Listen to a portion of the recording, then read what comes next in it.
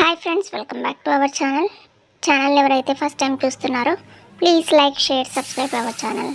ఇవాల్టి వీడియోలో సింపుల్గా ఎగ్ రైస్ ఎలా చేయాలో చూసేయండి. ముందుగా అయితే గోళం తీసుకొని అందులోనే నేను ఒక 3 ఎగ్స్ అయితే నేను వేసుకుంటున్నాను. ఆయిల్ వేసి ఫస్ట్ ఎగ్ని అయితే ఇలా వేయించుకోవాలి. తర్వాత అదే గోళంలో ఆయిల్ వేసి సన్నగా తరిగి పెట్టుకున్న ఆనియన్స్, పచ్చిమిర్చి వేసి కరివేపాకు, పుదీనా రెండు కూడా వేసి బాగా వేయించుకోవాలి.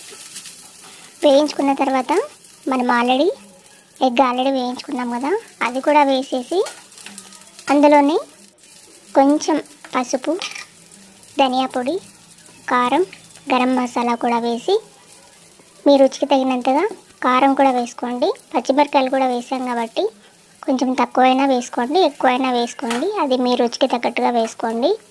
వేసుకొని మొత్తం ఒకసారి కలుపుకోవాలి.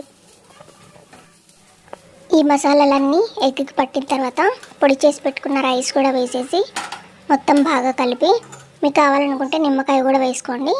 బాగా కలుపుకున్న తర్వాత పైన కొత్తిమీరతో సర్వ్ చేసుకుంటే ఎంతో రుచిగా ఉండే ఎగ్ రైస్ అయితే రెడీ అయిపోతుంది. సిమ్లో ఒక 5 మినిట్స్ పెట్టుకొని ఉంచండి, చాలా బాగుంటుంది.